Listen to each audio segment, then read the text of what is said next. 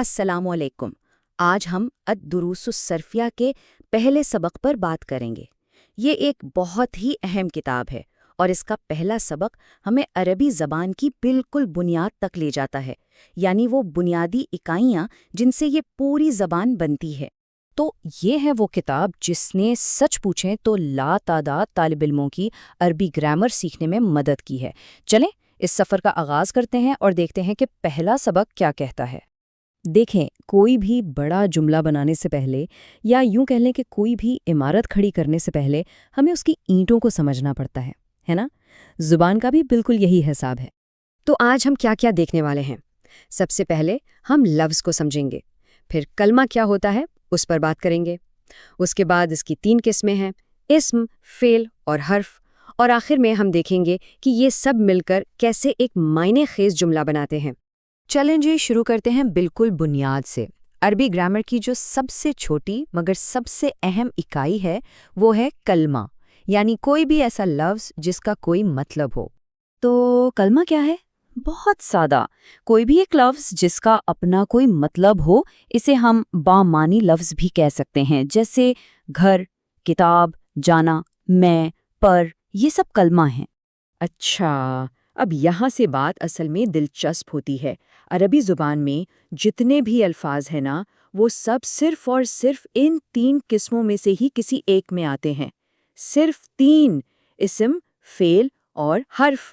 تو آئیے ان تینوں میں سے پہلی قسم کو پکڑتے ہیں، یعنی اسم۔ دیکھتے ہیں کہ یہ کیا ہوتا ہے اور اس کی پہچان کیا ہے۔ اسم بہت ہی آسان لفظوں میں کسی بھی چیز کا نام ہے، کسی شخص کا نام، کسی جگہ کا نام، کسی چیز کا نام، یہاں تک کہ کسی خیال یا کیفیت کا نام۔ اہم بات یہ ہے کہ اس کا تعلق کسی زمانے سے نہیں ہوتا۔ مثالیں دیکھیں تو بات اور واضح ہو جائے گی، جیسے زید ایک شخص کا نام ہے، بیت یعنی گھر، کتاب یا علم۔ اب ذرا سوچیں، زید کا نام تو زید ہی رہے گا، چاہے ہم کل کی بات کریں یا آج کی۔ کتاب کل بھی کتاب تھی، آج بھی کتاب ہے، اس میں کوئی زمانہ، کوئی ٹائم فریم نہیں ہے۔ یہی اسم کی سب سے بڑی نشانی ہے۔ ٹھیک ہے، اسم تو ہو گیا، اب چلتے ہیں دوسری قسم کی طرف، اور یہ ہے فعل۔ یہ بالکل اسم کے برعکس ہے، کیونکہ اس کا سارا تعلق ہی کام اور وقت سے ہے۔ تو فعل کیا ہے؟ فعل وہ لفظ ہے جو ہمیں بتاتا ہے کہ کوئی کام ہوا ہے، لیکن صرف اتنا ہی نہیں، وہ یہ بھی بتاتا ہے کہ وہ کام کب ہوا، ماضی میں، حال میں یا مستقبل میں۔ یعنی کام اور زمانہ، یہ دونوں چیزیں فعل میں ایک ساتھ جڑی ہوتی ہیں۔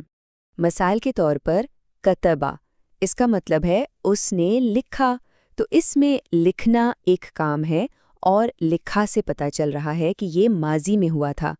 اسی طرح یکتبو، مطلب وہ لکھ رہا ہے، کام وہی ہے لکھنا، لیکن زمانہ حال کا ہے۔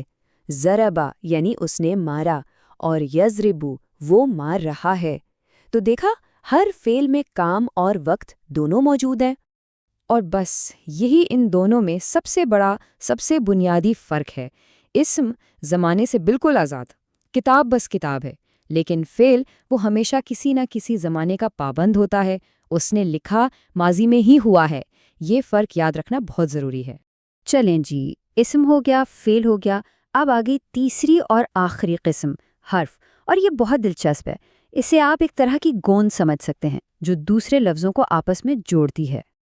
دیکھیں، حرف وہ لفظ ہے جس کا اکیلے کوئی مکمل مطلب نہیں بنتا، جیسے سے، تک، پر، میں۔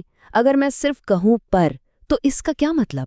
کوئی مطلب نہیں، لیکن جب یہ کسی اسم یا فعل کے ساتھ آتا ہے تو پورے جملے کو معنی دیتا ہے۔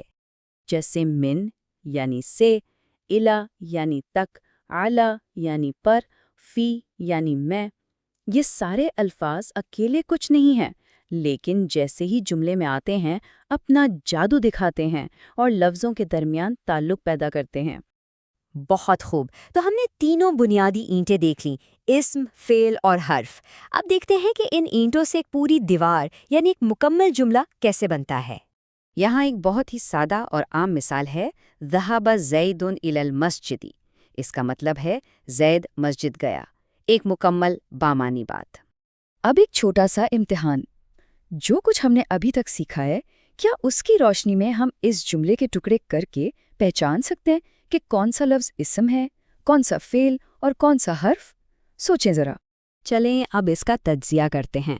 ذہبا یعنی وہ گیا، یہ تو صاف ظاہر ہے کہ ایک کام ہے جو ماضی میں ہوا، تو یہ ہوا فعل۔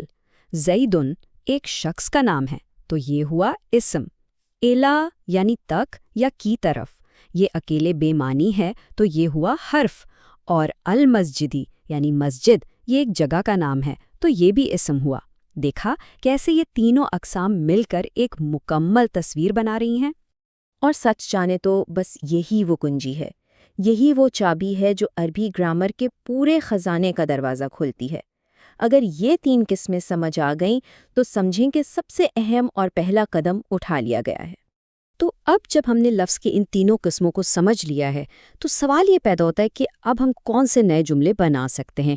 اصل میں ان بنیادی اصولوں پر عبور حاصل کر کے لاتعداد نئے خیالات کو سمجھنے اور بیان کرنے کے دروازے کھل جاتے ہیں، کیونکہ زبان کی کوئی بھی بڑی سے بڑی عمارت ہو، اس کی بنیاد یہی 3 ستون ہیں: اسم، فعل اور حرف۔